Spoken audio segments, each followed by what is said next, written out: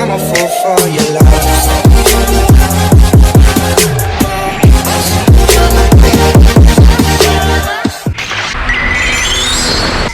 Dan seperti biasa, sebelum lanjut video ini jangan lupa untuk subscribe dan juga nyalakan bel notifikasinya ya.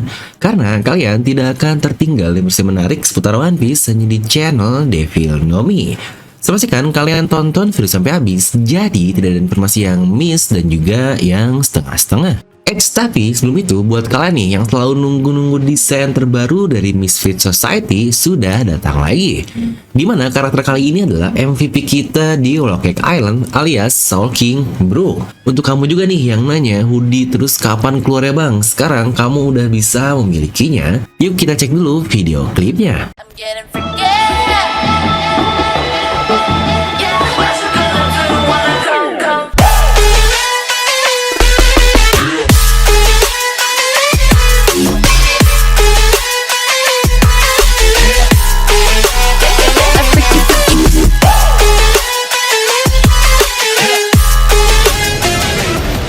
Gimana? Mantep banget kan? Produk tersedia dalam bentuk hoodie dan kaos. Untuk pemesanan hoodie masih pre-order ya selama 2-3 minggu.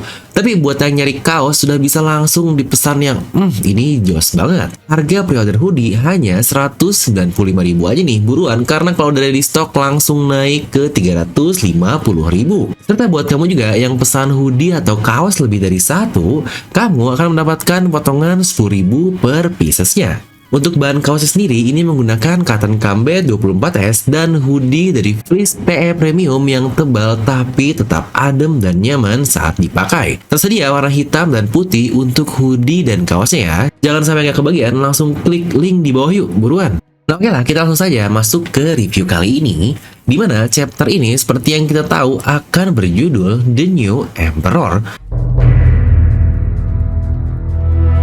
Dimana chapter ini juga berisi color split yang mendedikasikan game terbarunya yaitu One Piece Odyssey. Dimana awal chapter ini dimulai dengan keadaan yang lagi-lagi oleh Gorosei. Mereka yang kesal ketika melihat poster baru dari Luffy dan berkata, "Apa-apaan foto ini? Kita tidak membiarkan hal ini untuk disebarkan." Dan kita juga berkata ke mereka untuk menghilangkan nama D-nya juga. Dan Angkatan Laut di situ pun berkata, "Tidak tuan, kami tidak menerima perintah seperti itu." Dan foto itu diambil oleh CP0 agen yang bernama Mr. Guernica. Oke, ternyata CP0 yang berhasil lolos itu sepertinya bernama Guernica ya. Yang berarti tinggal si bos CP0 aja yang kita masih belum tahu namanya siapa. Dan untuk yang mati oleh Izo, dia bernama Maha. Dan Gorosei pun melanjutkan, print ulang foto ini. Kita tidak bisa membiarkan sesuatu seperti ini dilihat oleh semua orang di dunia. Dan Angkatan Laut itu pun berkata bahwa mereka tidak bisa mengontak ke pabrik untuk printnya tersebut. Dan terjadi lagi, awas nih nyanyi jadi kayak Ariel Noah. Dimana Gorosei kali ini pun dia melakukan hal yang sama untuk menghilangkan nama di bounty-nya Luffy. Sama seperti yang dilakukan ke Roger dahulu. Dimana gold di Roger diubah jadi gold Roger. Yang ini enak sih digabung jadi gold atau emas. Tapi monkey di Luffy jika diubah jadi monkey Luffy, ini kurang enak banget ya. Lanjut, kita pun berpindah ke Morgan, dimana dia cuma bisa tertawa saja. Kuahaha, lihat penampilan mistik ini. Bahkan ini ke seluruh penjuru dunia para pekerjaku, pesan terakhir dari agensi P0 di Wano sebelum mereka kalah adalah, ini kapal Big Mom. Yang sejujurnya saya juga bingung sih apa maksud dari kata-kata ini, tapi kata Morgan tidak akan kubiarkan mereka memanipulasi informasi saat ini. Di dunia yang saat ini pun sedang berubah dengan cepat, fakta lah yang paling kita butuhkan. Jadi ternyata yang nyebarin berita ke Morgan ini bukan Apo ya, tapi agen CP0 yang bener-bener dah tukang spill-spill ae. Kita akan bahas mengenai tampilan Luffy di poster di bagian analisis video ini ya, di sesi yang kedua. Lanjut, isi berita kali ini pun yaitu Yonkou Kaido dan Big Mom telah dikalahkan, membutuhkan sedikit waktu bagi dunia untuk mendapatkan berita besar ini. 3 kapten bajak laut, Luffy, Kid, dan Lau berhasil menjatuhkan 2 kaisar yang sudah berkuasa di lautan selama berabad-abad. Dan pemerintah dunia pun memberikan harga masing-masingnya sebesar 3 miliar berry. Harga yang sebenarnya luar biasa. Yang benar nih, headline utama berita ini adalah kejatuhan para Yonko seperti yang sudah kita prediksikan sebelumnya. Dan kita pula dilempar ke Udon, di mana di sini bajak laut Kit yang berteriak, "Bos, 3 miliar berry itu angka yang luar biasa." Dan Apo pun bertanya, "Hei, kemana Kit pergi?" Ekspresinya benar-benar berubah total. Dan Killer menjawab, mungkin dia pergi ke ibu kota bunga. Yuk kita pergi ke sana juga, karena katanya akan ada pesta besar-besaran di ibu kota tersebut. Dan prediksi 3 miliar berry ini malah yang bener nih, yang pernah saya prediksikan di video yang rilis Januari 2021 lalu. Setelah mengalahkan kedua Yonko, saya cukup yakin bounty-nya akan ada di 3 miliar berry. Makin dekat dengan tujuannya alias Shanks. Yang malah prediksi lama yang jadi bener nih. Aduh, yang sejujurnya terlihat tidak adil sih buat Luffy karena cuma naik 2 kali lipat saja dari 1,5 miliar berry. Sedangkan Kid dan Lawn mereka naik 6 kali lipat dari 500 juta berry. Di mana sisa dari chapter ini kita melihat bagaimana para pelayan dan orang-orang di Wano Kuni sedang menyiapkan untuk banket besar di ibu kota tersebut. Mereka semua senang karena saat ini semuanya gratis dan bebas. Di sini Luffy, Yamato, dan Chopper sedang bermain. Wah, nambah nih satu dari trio idiot, Chopper, Usopp, dan Luffy. Sekarang ada Yamato lagi nih, bener-bener dah. Dan Brook pun di akhirnya mengiringi lagu Tsukihime atau Moon Princess yang selalu dimainkan oleh Komurasaki aka Hiyori. Lagu yang mengiringi arc Wano Kuni ini sejak awal, yang kalau di anime kalian tahu lah ya untuk musiknya seperti apa. Dan kita berpindah ke bagian dalam kastil. Ya, di sini kita langsung diperlihatkan Hitetsu sedang bersama dengan Robin dan dia langsung berkata, "Apa kau tertarik, Nico Robin?" Dan Robin pun bertanya, "Bagaimana kau tahu namaku?" Yang sejujurnya ini wajar sih, mungkin selama ini dia memperkenalkan dirinya hanya dengan Robin saja, tapi ternyata Tengu dia tahu nama lengkapnya alias Nico Robin. Apalagi Wano ini kan negeri tertutup, jadi berita seharusnya tidak ada yang masuk ke Wano Kuni ini, dan dia tahu, makanya Robin kebingungan. Dan Hitetsu dia tidak menghiraukan pertanyaan Robin dan ikut bertanya, "Ini adalah koleksiku, bukankah boneka Kokeshi ini lucu?"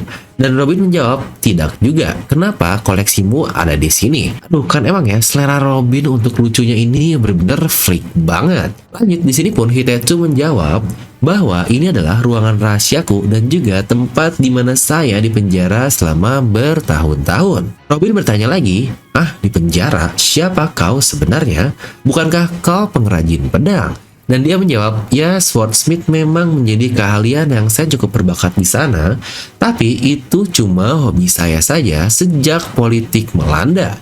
Dan dia akhirnya berkata, "Namaku adalah Kozuki Sukiyaki, ayah dari Kozuki Oden." Iya, another bullseye dari teori lagi nih. Karakter super misterius yang seakan-akan dia ini seorang Nobel, dimana beberapa alasan lainnya yang cukup lengkap udah pernah saya bahas lah di video ini jika Tenguyama adalah Kozuki Sukiyaki dan akhirnya terkonfirmasi. Serta memang ada satu hal yang miss juga sih terkait boneka Kokeshi dekat Poneglyph seperti kata-kata Brook di awal Wano Kuni dan akhirnya sekarang barulah terjawab. Dimana Robin pun ikut bertanya, "Apakah Momo-chan?" Dan belum selesai dia ngomong, dia langsung dipotong oleh Sukiyaki. "Tidak, dan saya pun tidak berencana untuk memberitahunya, tapi sepertinya para pengikutnya sudah menyadari hal tersebut. Dimana saya juga lah yang membiarkan Orochi mengambil negeri ini. Jadi kepada siapa saya punya hak untuk berkata jika saya masih hidup? Saya sendiri hampir mati ketika saya berhasil kabur dari ruangan ini, tapi saat itu Oden telah mati dan negeri Wano Kuni sudah benar-benar berubah. Saya pernah berpikir untuk melakukan seppuku atau bunuh diri, tapi di tengah kisahnya lagi-lagi Robin malah memotong. Tengu-san, itu seharusnya ada di sini. Ancient Weapon, Pluton, karena Poneglyph di Alabasta mengatakan hal itu, dan jawabannya benar-benar luar biasa dari Tengu atau Sukiyaki ini.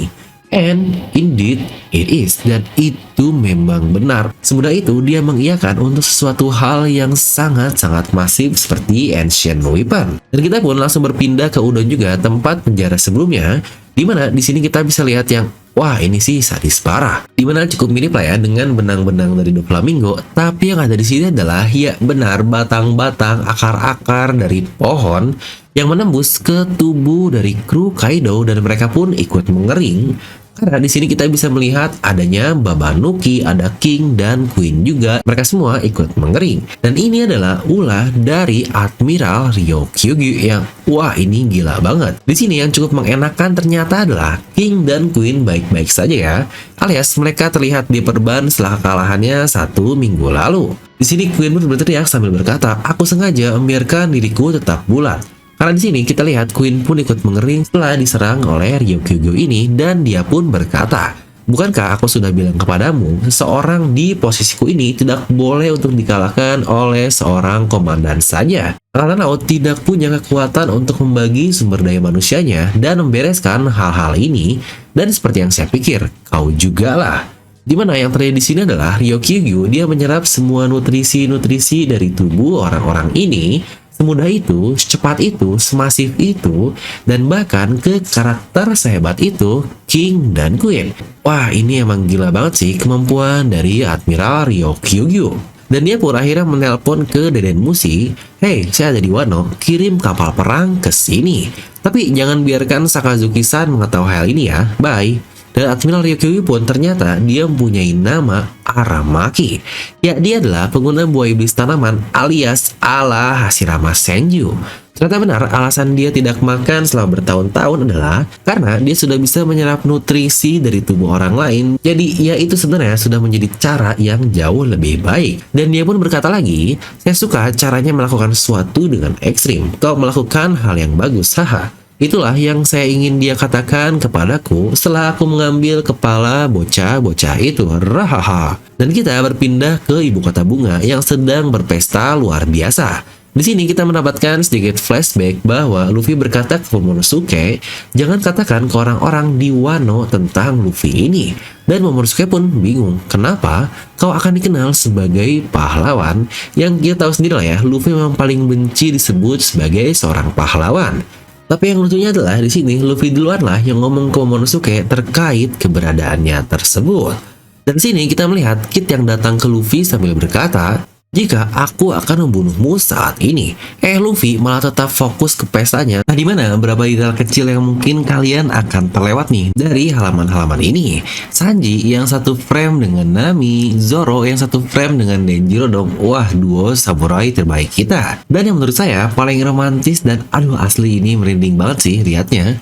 Kinemon dengan istrinya Suru yang ternyata dia benar-benar masih hidup. Ini benar-benar nih Suru yang nyender ke Kinemon ini. Aduh, Oda nih dia nggak pernah nunjukin romantis atau apapun pasangan-pasangan di serial One Piece ini. Simple tapi dalam banget. Emang gila nih Oda Sensei. Serta dari semua orang yang ikut di perang ini tetap deh lagi-lagi Luffy dan Kid lah yang menjadi highlightnya di pesta besar tersebut. Dan Kid ikut berkata, "Bisa-bisanya kau ikutan membawaku. Dan nih, lihat. Aku kemari untuk membunuhmu. Aku tidak mengerti apa yang sedang terjadi di luar sana. Tapi ini adalah kaisar yang baru alias Yonko." Dan di sini kita melihat Shanks, Luffy, Buggy, dan Kurohige adalah Yonko yang baru yang boom. Ini benar-benar luar biasa banget. Tepat seperti cover dari salah satu komik One Piece yang menurut saya ini adalah komik yang sangat-sangat penting sekali, yaitu di volume ke-25. Luffy, Buggy, Teach, dan Shanks menjadi cover dari komik tersebut. Yang benar kan, cover komik ini bisa menjadi clue yang sangat-sangat penting juga, dimana isi dari volume itu pun sangatlah penting, yaitu awal kemunculan Gorosei lah, lalu juga perkumpulan Shichibukai, dan Teach pun dimunculkan dengan Luffy di sana. "A man's dream will never end." Ini gila sih, salah satu quotes terbaik di One Piece dengan panel yang super epic. Dan ternyata orang-orang inilah yang akan memimpin era yang baru. Dan Luffy pun kaget melihat hal itu yang sepertinya alasan kenapa Kid ingin membunuh Luffy. Karena sekarang Luffy adalah Yonko yang baru. Aduh, mindsetnya benar-benar udah kayak bocil banget. Dan chapter ini pun ditutup dengan Ryokugyu yang sedang OTW banget nih. Udah di pinggiran ibu kota bunga. Di situ dia berkata, ya itu adalah musik yang menyenangkan dari festival. Tapi Angkatan Laut sedang tidak mood untuk melakukan hal-hal ini. Dasar kau bocah-bocah sialan. Dunia luar sedang benar-benar dalam keadaan yang kacau balau. Dan itulah akhir dari chapter ini. di mana beberapa bahasan penting tentang kata-kata Gorosei, Sukiyaki, King, Ryokugyu akan kita bahas tipis-tipis di bagian analisis. Jadi jangan dulu tinggalkan video ini ya. Tapi yang cukup menyedihkan adalah ini chapter terakhir sebelum One Piece akan hiatus selama 1 bulan. Nah, kita masuk ke bagian analisis, di mana hal menarik pertama yang akan kita bahas adalah kata-kata dari Gorosei dan Morgan terkait penampilan dari Luffy Sencho. Gorosei dia langsung mencak-mencak bahwa foto Luffy ini tidak boleh tampil ke seluruh dunia. Dan di sisi lain, Morgan pun ikut mengomen dengan berkata, lihat penampilan mistik yang luar biasa. Kenapa dia tiba-tiba bisa berkata hal seperti itu seakan-akan dia pula mengetahui suatu hal yang sangat penting. Ada apa dengan wujudnya tersebut? Apakah Nika atau Dewa Matahari Nika ini seterkenal itu di seluruh dunia One Piece?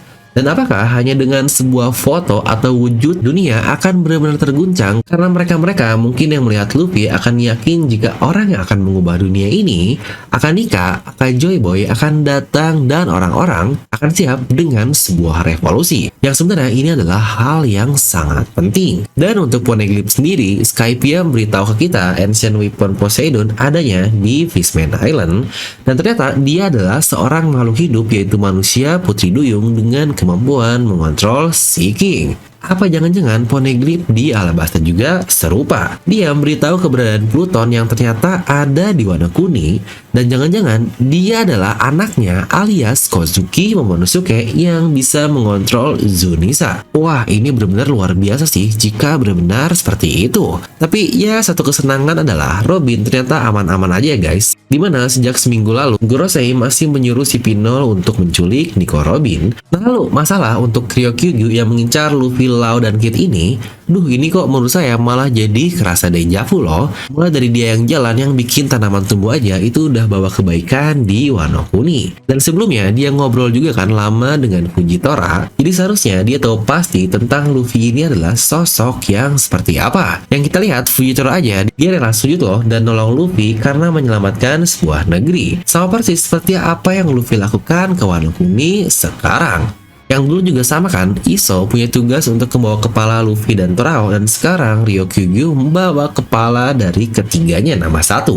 Jadi apakah Ryokugyu akan menangkap mereka atau dia malah akan menolongnya seperti apa yang Fujitora lakukan? Dan satu hal misterius yang dia tutup-tutupi dari Akainu terkait bawa kapal perang juga ini masih sangat mencurigakan. Yang lagi-lagi jika kita lihat dari warna, dia ini berwarna hijau yang berarti campuran dari dua warna utama, kuning dan biru, alias Admiral Kizaru dan Admiral Aokiji.